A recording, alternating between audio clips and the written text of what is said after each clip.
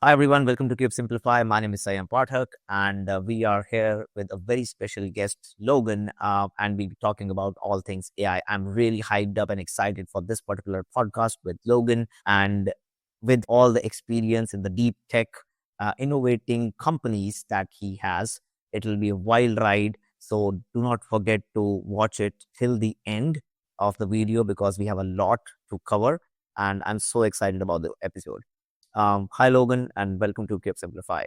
Hey, Siam. I'm super excited for this. Thank you for having me on. I feel like it's been forever since we last caught up. So I'm glad we got time and excited to chat about AI. So let's start off with very early phases. You have seen AI space from very early on, from your days at NASA or when you went to Apple, and then you went through two of the major companies who are working, like who we call the innovators in the AI space, OpenAI, and now you are at Google.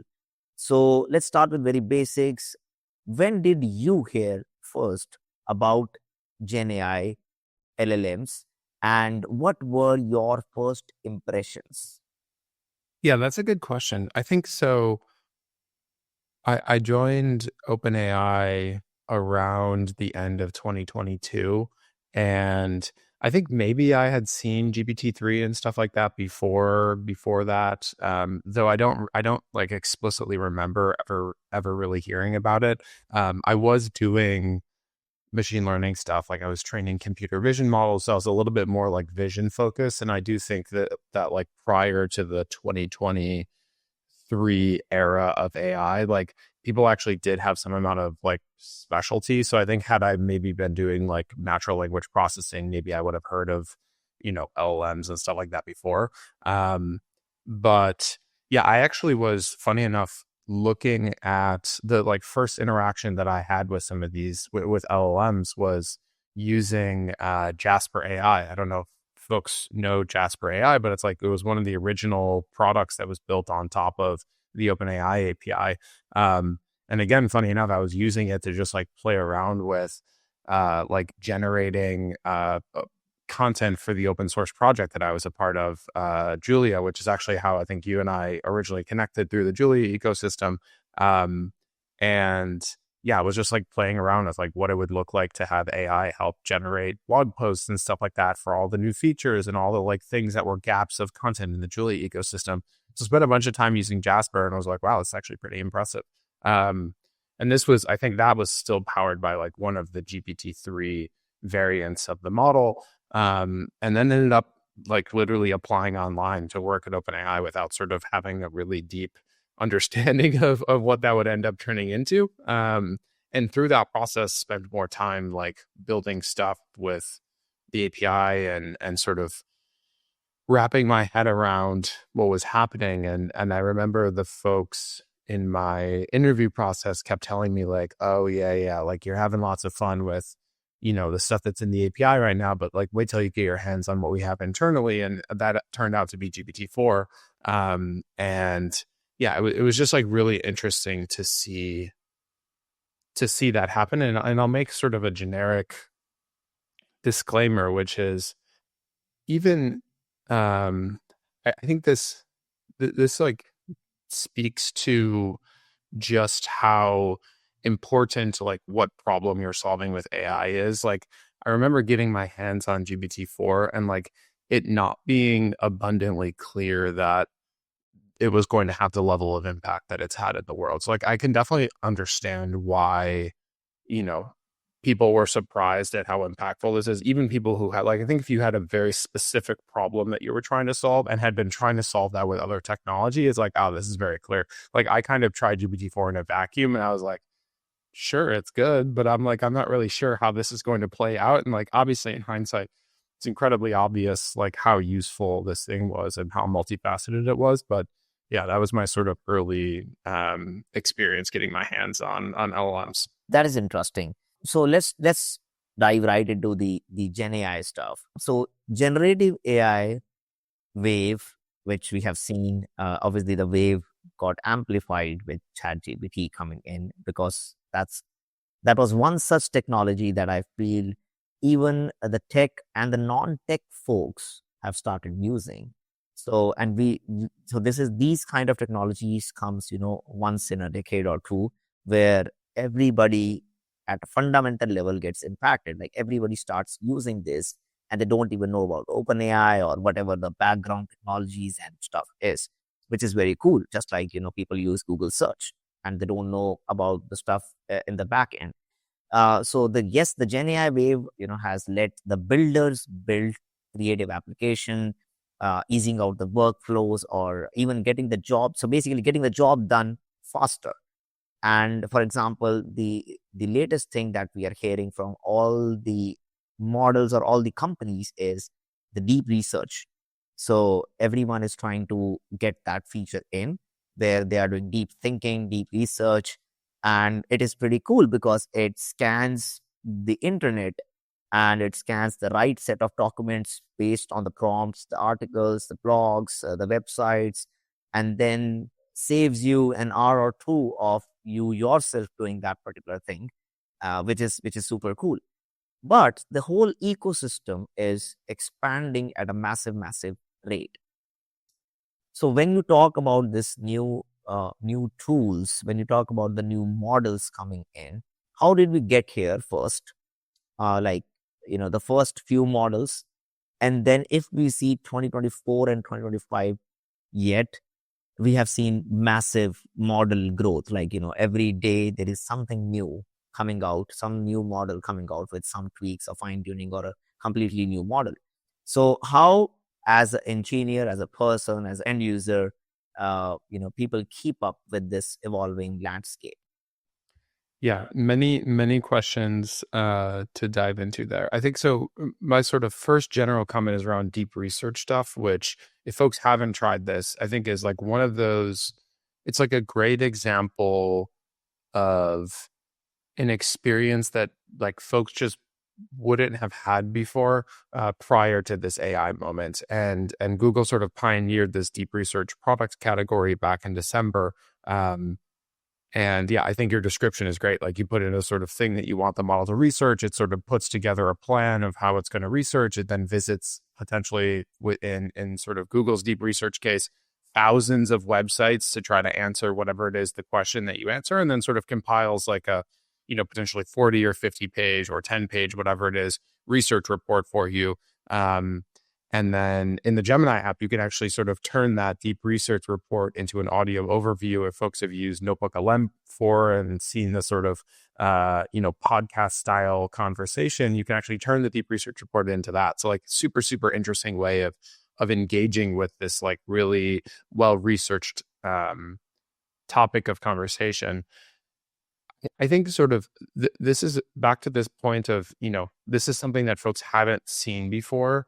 I think about this through the lens of like the average consumer today, and maybe not even the average, like almost 99% of consumers today um, just don't do research, which is really interesting. Like I think about this for myself, like what would I have done if I sort of wanted to get that level of depth into a report and put it together? The answer is I wouldn't have done it. Like actually 0 times in my life have I ever been like, let me go visit 1,000 websites and try to answer this question and then compile this thing. Even in an academic context, like I would do like significantly less than that. Like when it was like, a required thing that you had to go and do and like have all the sources and et cetera, et cetera.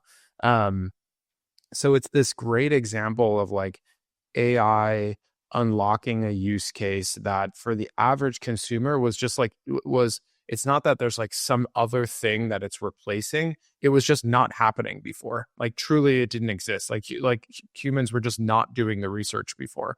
So I think that like as a sort of meta comment, like that category of problems that are like things humans weren't doing before because it was just too intellectually intensive or too time intensive, get me really excited. And I think it's like these categories where it's like very clear that AI is augmenting and like creating this new opportunity which wasn't there before. And I think deep research is a great example of that. I think to some of the other questions around like how did we get to the point where deep research is possible? I think this is this great example where, you know, what happens when you fuse together a bunch of different capabilities into a single model. And I think like the model itself, I think the key thing that unlocked deep research was like basically tool use and good reasoning capabilities. And our initial version of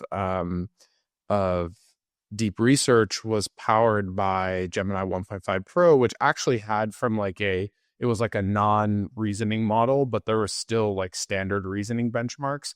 And from standard reasoning benchmarks, it was actually like a really powerful reasoning model. So like it was able to do some of this work. But you kind of had to, the way that the setup was you actually kind of prompted it like, what are the reasoning models to get it to actually like basically do what the reasoning models now do by default today. So it was a good example of like, and then now 2.5 Pro comes out, and then that is a reasoning model, and it sort of just does this by default, and it makes that experience even better than what it was before. So it is this like moment of the fusion of, hey, there's this use case which is actually really interesting, which I think is super important. The models are capable of doing this. And then I actually think also principally it's something that like people want. Like I think there's like a difference between a use case working and it being like something broadly interesting to people, which I think like fuels a lot of the interest in actually making that product successful.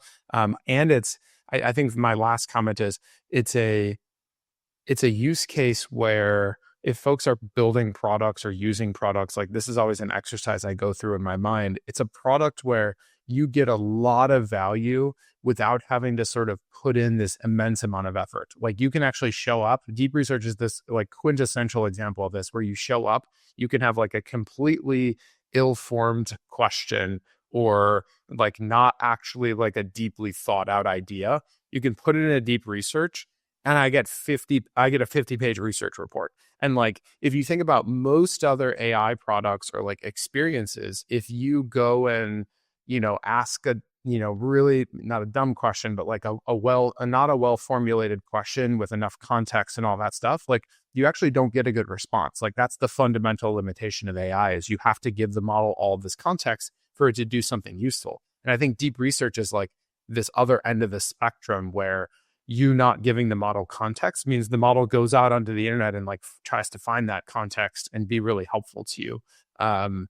And it's a great product experience because as a new user to this, I'm like, holy crap, the model just visited 1,000 page. Like I would never have done that in my entire life. I've never visited 1,000 pages to do anything.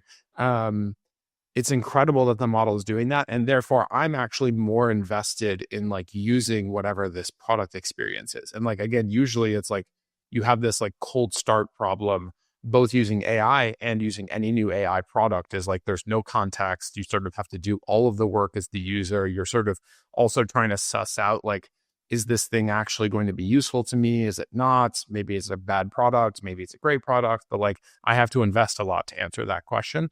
And I think there's something very magical about deep research from that perspective. That's a good point. That you expanded on deep research and why it is so important. Actually, what people can do and what I did is I did it for KubeCon, like one of the use cases that if anyone didn't attend KubeCon and they need to know what happened or what were the new things that got announced during KubeCon or what companies announced during KubeCon is you can simply go to Gemini. I actually went and I got a 15-page report, a very good tabular format with all the companies and what all they released. So it went through most of the cloud companies, went through their blogs, their newsrooms, and all their announcements post, and then saw if they were at KubeCon, and then they saw what they did at KubeCon, what they brought at KubeCon, what new stuff they developed at KubeCon, and it gave a huge list of these companies announced XYZ things at KubeCon. So that's a big research that it was able to do in a few seconds or a few minutes that you would take, hours to kind of do this level of research. And probably you will say, okay, I have visited maybe 10 pages. That's enough. I'll write a report about 10. But it does, like you said, it goes beyond that. It goes, hundreds of pages, thousands of pages, and then gives you that critical big report that you can understand very well. So that's pretty cool. Thanks for expanding on that. So yeah, one of the things that I want to again ask from my previous ones is, how do we keep up? Like, how do you keep up with the AI models? Like, how do you keep up with the advancements with the AI models, all the AI models that keep popping up on the ecosystem? Yeah, my sort of tongue in cheek answer is, work weekends. That's that's how you keep up, honestly, because there's too much stuff going on. It's like something, honestly, something has to drop. You sort of, um, yeah, there's not enough time in the day. I think my sort of less tongue in cheek answer is, I think this goes back to like what product, like, this depends who you are. So if like you're like, I spend a lot of my time talking to and working with people who are building products. So like if you're trying to build a product, it's important to know like, what is where is the frontier versus like where is the value creation opportunity from a product perspective. um and like, hey, maybe your thing is not possible yet. Like if you're trying to build a product in a category that like it doesn't work yet, like the models aren't good enough at doing this thing, like it's really important that you're on the frontier, and it's really important that you are sort of keeping up, and like every new innovation that happens, you should be testing it, because like it might be the thing that makes your use case possible or your idea possible, whatever it is. I think there's also a whole lot of people who like, as the frontier has continued to push forward, there's like all of this value that's left to still be created. And like there's tons of really, really interesting companies. And I talk to like, I talk to folks all the time. And one of them that sort of still sticks out to me is the folks at SourceGraph, who sort of make a developer platform, and they have Cody, which is an AI coding assistant.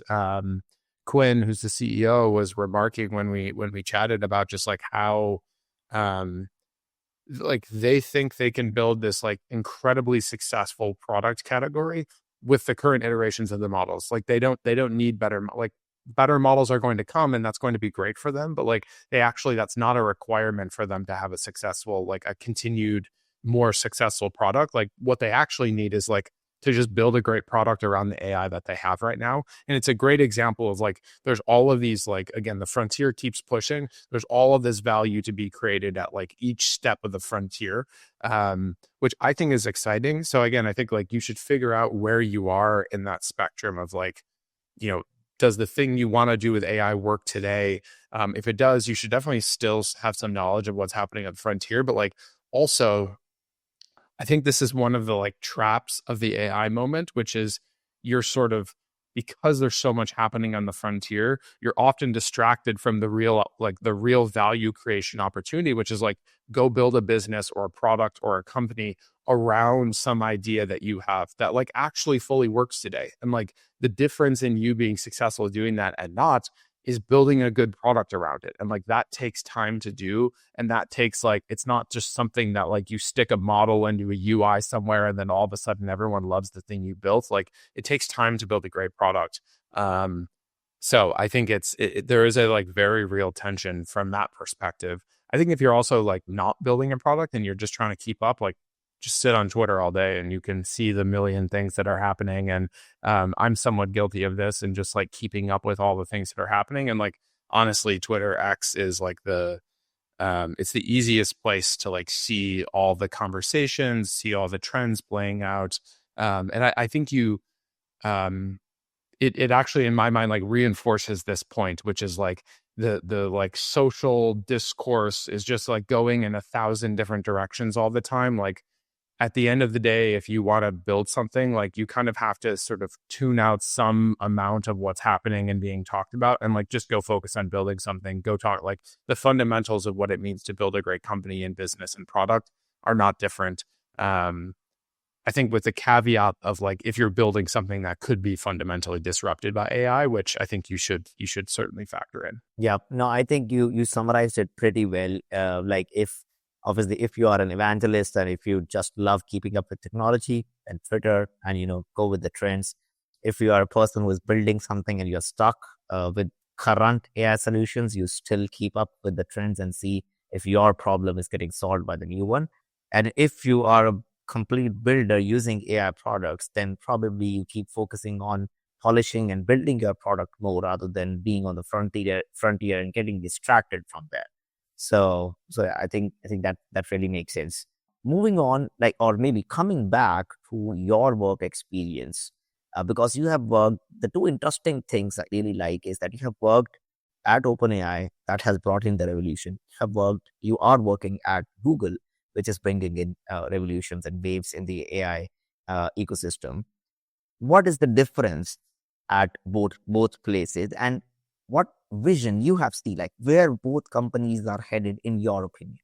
Yeah, that's a good question. I think from a difference perspective, I think one of the interesting things for OpenAI is they have this like very sort of the company was created for this AI moment. So they have a very specific focus on ChatGPT and on their developer platform. And they have basically two products. They are very focused on ChatGPT. They also are focused on doing developer stuff.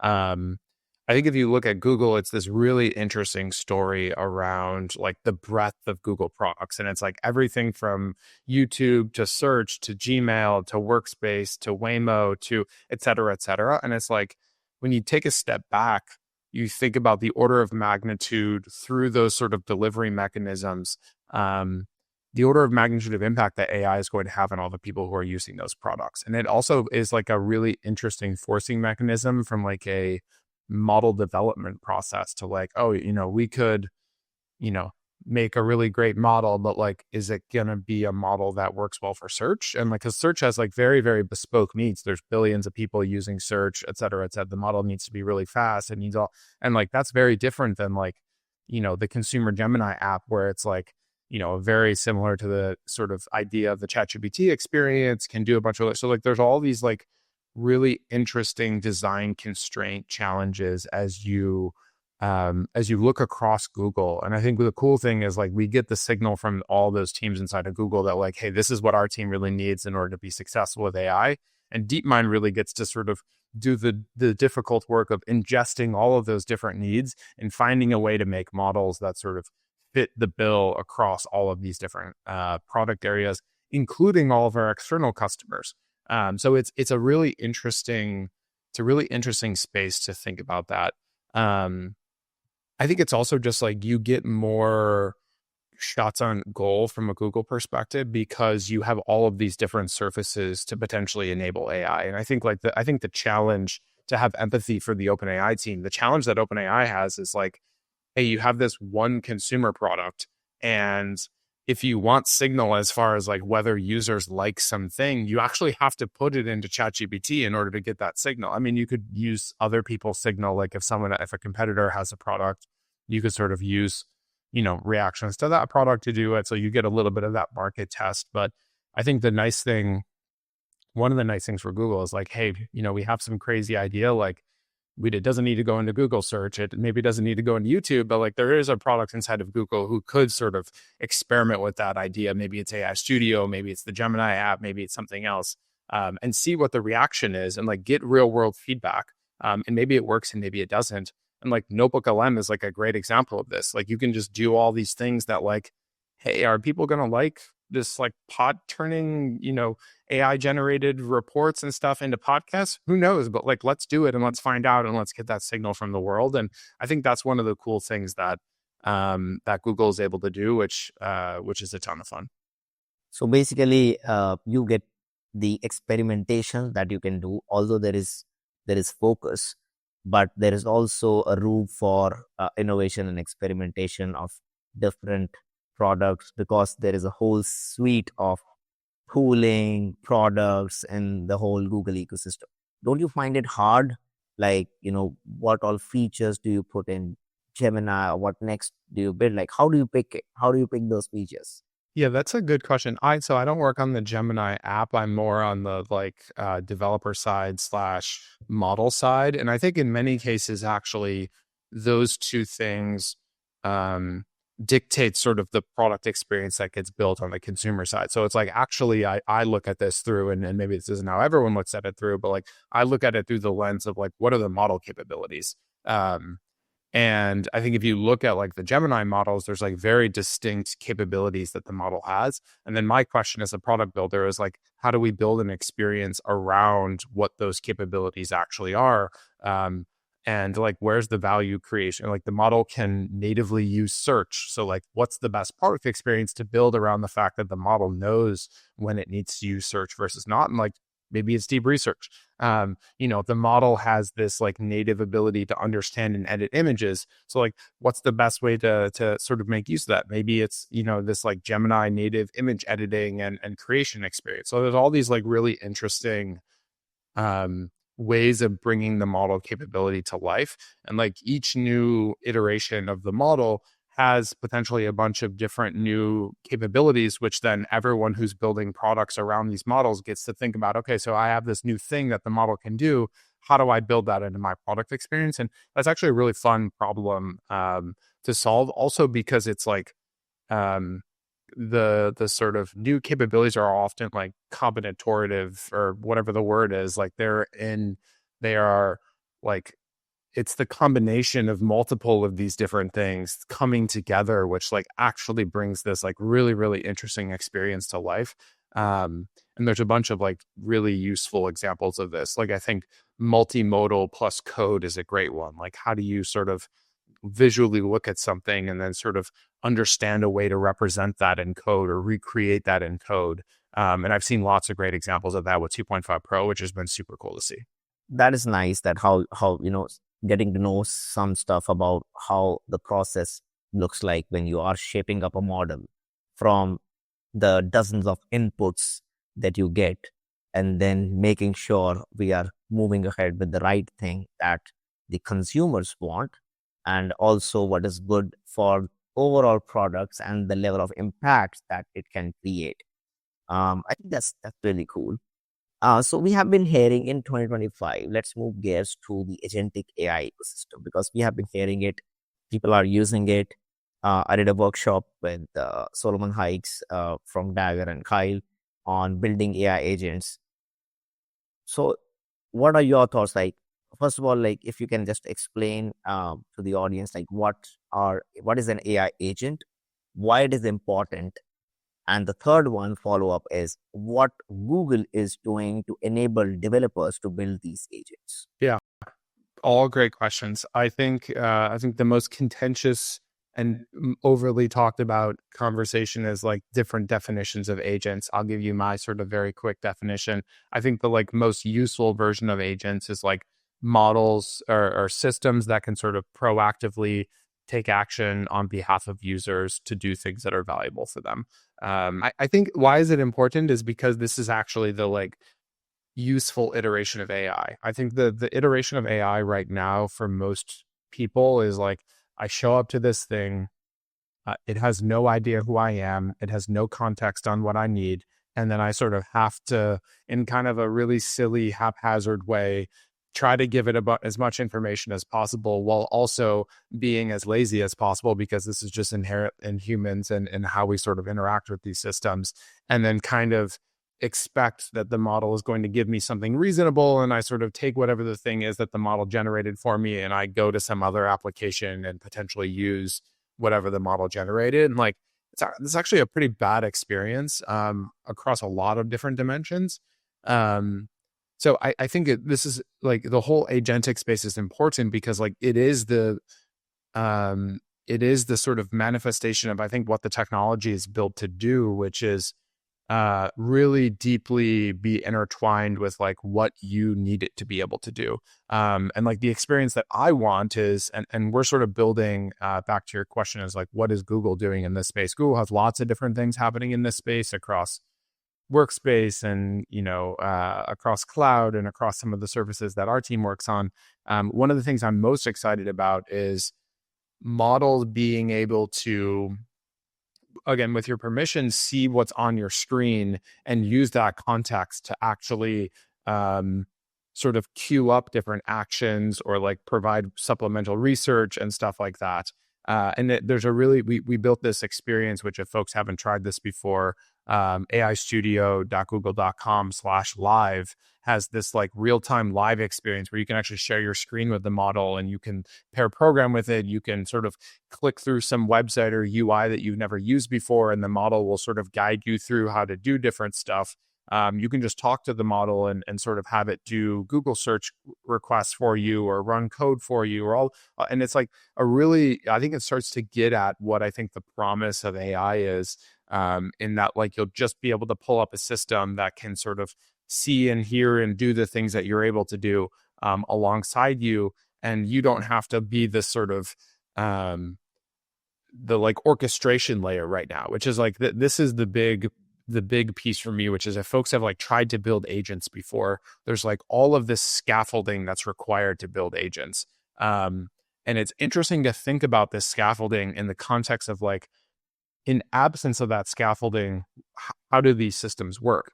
And the like crazy thing is, in absence of that scaffolding, it's actually like a human who's doing the scaffolding. Like I have to be, instead of like the model talking to all of the systems that I want it to talk to, I have to talk to those systems, and I have to like literally copy and paste a bunch of context in between different tools and models and systems in order to get the model to like do something as simple as, I want the model to be able to, go and book a restaurant for me and then add it to my calendar and then, text my girlfriend and tell her that we have a dinner reservation booked for this night at this specific time, etc. Like today, if you want to do that without agents, I have to go to 4 different websites and do a bunch of stuff. And like, I think the promise is, for certain tasks, the models will be able to just do these things for you, which is really cool. But again, it is a really hard problem today in some sense, because like the models historically haven't been good enough to make this work. So there's a whole lot of like agentic scaffolding to make this work.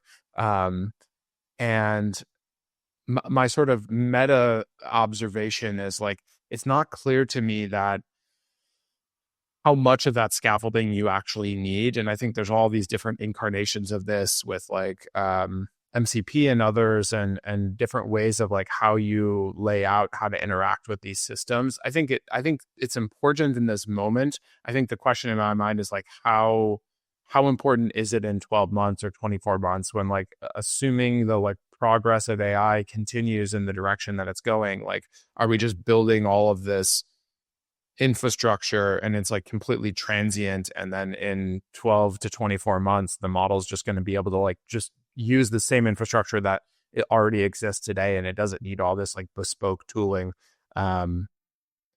Yeah, so long-winded answer of like why agents are important, but I think it is like the fundament, like their agents are going to unlock a bunch of value creation. Like I think about this all the time. Like I'm not able to use AI to get as much value as I want out of the world, mostly because it's not agentic. And specifically, it's actually also not proactive. I think the proactivity piece of it is like one of the biggest missing pieces of most AI experiences, which is in almost every AI experience today, I have to show up and like tell the model to do something for me versus the model sort of passively looking at the context that I have and being like, oh, hey, like Logan got this email from someone he talks to all the time. Maybe I should, text him or, send a notification and say, hey, this person emailed you.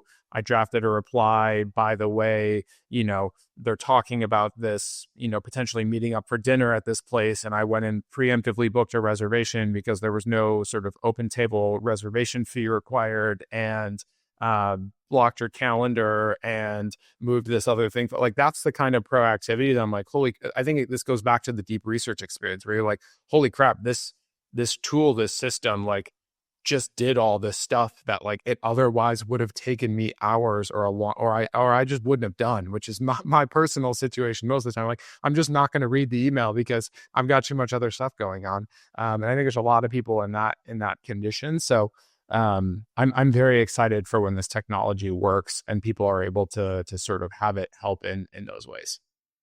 Yep, I think you summarized it pretty well on your definition, which actually makes sense. And also at Google Cloud Next, Google announced this agent development kit as well, which I think people are going crazy. They are trying to develop stuff, and I think that's where Google is kind of empowering the devs and giving them the right tooling.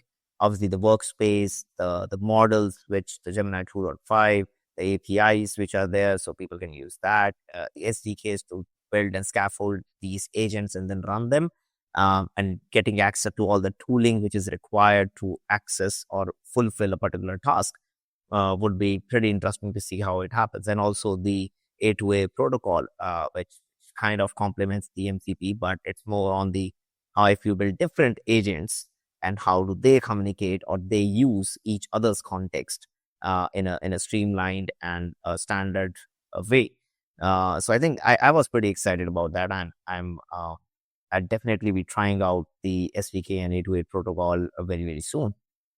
I love it. Yeah, yeah. I think it's, my comment about scaffolding stuff doesn't discount the fact that scaffolding is required today. Like the reason that the scaffolding is being built, A2A, MCP, agent development kit, all the other stuff that exists in the ecosystem is principally because the models and the systems are too brittle without that scaffolding today. So like it is like if you're thinking about building agents, like you need that scaffolding in order to do it today. I think my sort of meta long-term view is like how much, like, and it's more of an open question in my mind, like how much of that scaffolding do you need in a world where the models are like really, really good and can just use the tools that humans use? And it'll be interesting, honestly, to see what happens from that perspective. Let's go to a different direction, to very beginner perspective, like your views on the beginner perspective. What I mean by that is, let's say people who are starting out and people who have, or maybe people who have non-machine learning and AI background. What should they start with in this Gen AI? Like, if you were on the train at the right time to AI, and you are in the ecosystem, how stuff has evolved from 2020 and even before that in the computer vision space, and then from where things have taken off and now where it is. But for the people who are from the non-machine learning, non-Gen AI background, if they want to start with Gen AI ecosystem without being too overwhelmed, what would be your recommended first steps?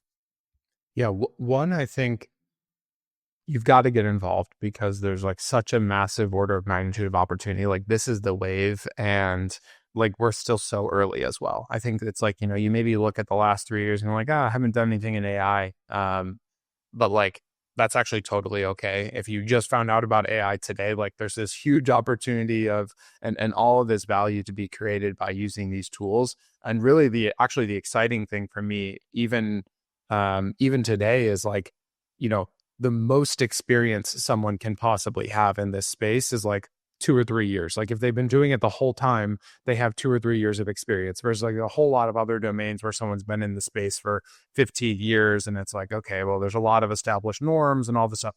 AI is not that way right now. Like AI is the like, Wild West and all the good ways that the Wild West exists, which is like there's new stuff to discover, the lines between what it means to be a developer, what it means to be a student, what it means to like be a researcher is all super blurry. Like every, left turn you take could be a new sort of product applied research frontier that you had no ideas there.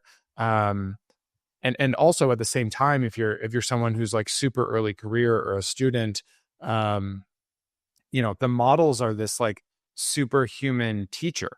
So you now have not only is like the technology super cool and it can help you build all the things that you want to build, but like it will also tell you and help coach you through all the things that you don't know and you're not good at. And this is true across coding. This is true across STEM and science and writing and math and even like business ideas and like what companies are big opportunities to go and build. Like across every dimension, these tools are there and like able to successfully help you solve the problems that you're interested in solving. So I'm super excited for everyone who's like just showing up right now and in many ways jealous of like the opportunity to build something from scratch and get involved in this space again. I think there's just like, yeah, there's so much opportunity. I think my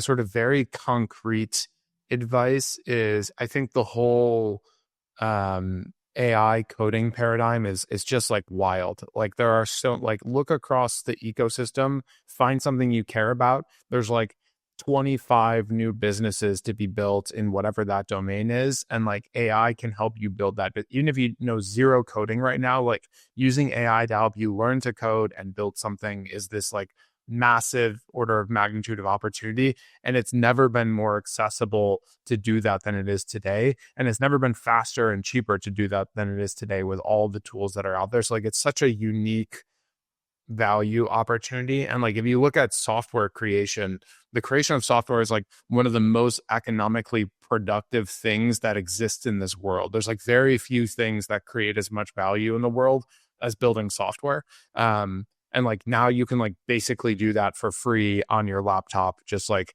coming up with whatever idea it is that you want.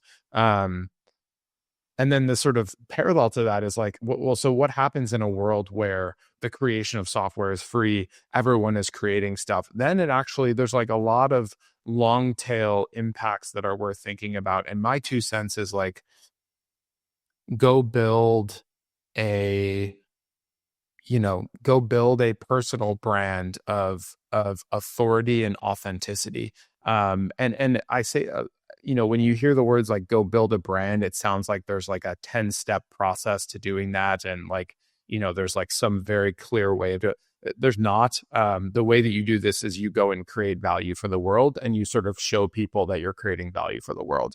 And sort of everything else kind of takes care of itself. And if you just look at it through that lens of like solve people's problems, go and tell the world that you're solving people's problems in a genuine way, and just like continue to like rinse and repeat that cycle, everything else will take care of itself. But I think in the world of AI, that especially as you're getting started and like trying to figure out like how do I position myself for the next 10 years of this technology, like the AI is not going to replace the like authentic value of what it means for a human to do something and like to provide knowledge and value to other humans. Like that's the unique thing that AI can't replace. It can replace you clicking keys on a keyboard somewhere, but it's, potentially is never going to replace like the actual authenticity of what it means to be human. So I think there's there's just a lot of value in putting yourself out there and getting involved in the space, and providing value to other people. You brought two very interesting points on the education perspective and on the software engineering ecosystem, which I want to touch a bit more on. So right now, like you said, we are on the verge where if you don't know anything about coding, you have the accessibility of AI, where if you just have an idea, you can start researching, you can start learning how to code in a specific language, get a skeleton, and then slowly get, how many microservices you need, and then slowly how you code up, slowly getting the skeleton code, slowly going through it, and then start building as a solo company, which is totally possible without even knowing anything. That is one part. But how you think education as a whole is changing? Like the way people or students that they were being taught, how they are being taught now with the AI, or maybe things haven't changed much yet, but down the lane, 1 to 2 years, what do you think education would look like? Yeah, I think there's sort of two different angles of this. One, I think my meta observation is like academia is not positioned to be as nimble as is required to deal with these sort of transformational technologies. So like from my own personal experience, I think there's that acceleration is not happening from that perspective. Like every undergraduate student, despite the future world looking like a whole lot of AI tools, is not being like, hey, welcome to college, you are now going to become the world's expert at using AI tools to create value for it. Like that's not happening today. I think if that is happening, reach out. I would love to learn more about that. That sounds incredibly impactful. My 2 cents, and again, I'm like too close to the sun on this one, so you take it with a grain of salt, but like my 2 cents is that's exactly what should be happening, and isn't. So I think there's this like onus that's then put on the individuals who are in those positions, where if you want to well position yourself for the future, you should be finding out a way to do that. And then it's like, there's all this conversation online about like, what is the skill that in the world of AI matters a lot? my personal 2 cents, and like I'm biased in many ways, but like it's agency. Like the world is full of like, in the world of AI, you can do and build anything. The thing that is the limitation is like, what do you want to build? Do you even want to build something? Do you like, what are you interested in doing?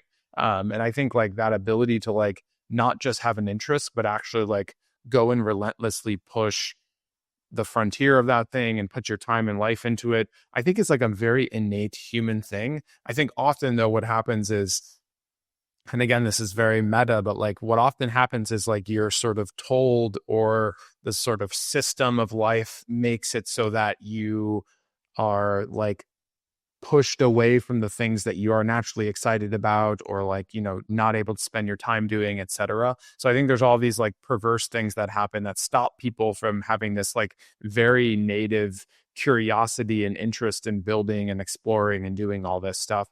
So I'm hopeful that sort of AI ends up being this like really nice mechanism to like keep people in that mode.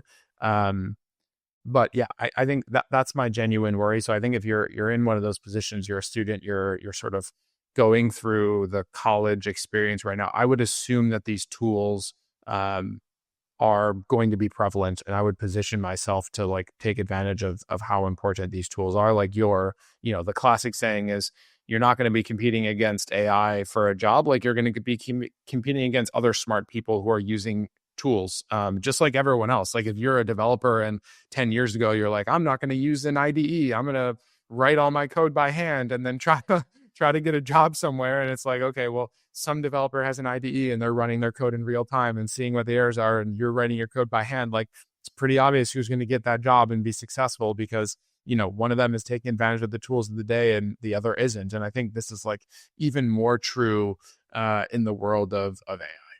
Yeah, I think you put it in a very, very nice way that as students, you have like, even if your college is not caring about it now, but you should care about it, because in the end, it is going to matter, because it is actually showing a lot of impact on software engineers. There are engineers who, we are talking about builders, but let's say some of the engineers just want to build software and don't want to build their own products and stuff like that. Just to want to go on a job and uh, shape up the product that they are part of.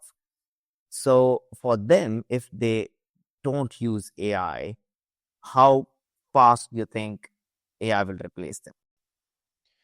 It's a good question. I still don't think there's a lot of like, life is a very complex system. So I think that the time horizon for people to be for AI to truly cause the level of disruption from like a job perspective, I think is like it's still a far out problem, which I think is good for the world. Like we as a society need to sort of do all the work to make sure that when the technology finally hits um mainstream in a way that is like potentially disruptive, like society has had a long time, to as long as humanly possible, to grapple with that and sort of find ways of mitigating the downsides and sort of amplifying the upsides.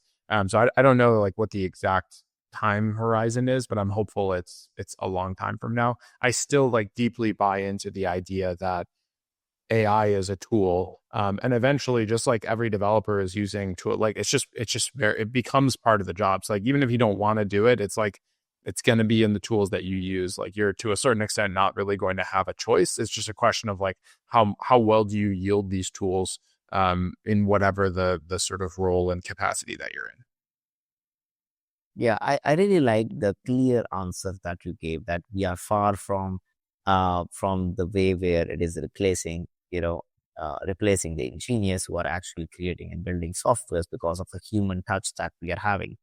And also, yeah, AI is progressing. So my kind of two clubbed questions, and we are coming close to the end as well, is I think 5 years is a bit too harsh to ask where the AI ecosystem will be. But let's take like for next 18 to 24 months, what is the most exciting thing that Google, I don't know if you're allowed to share that, but what is the most exciting thing that is happening on the research side that you are excited about and you think will be happening in the next 18 to 24 months?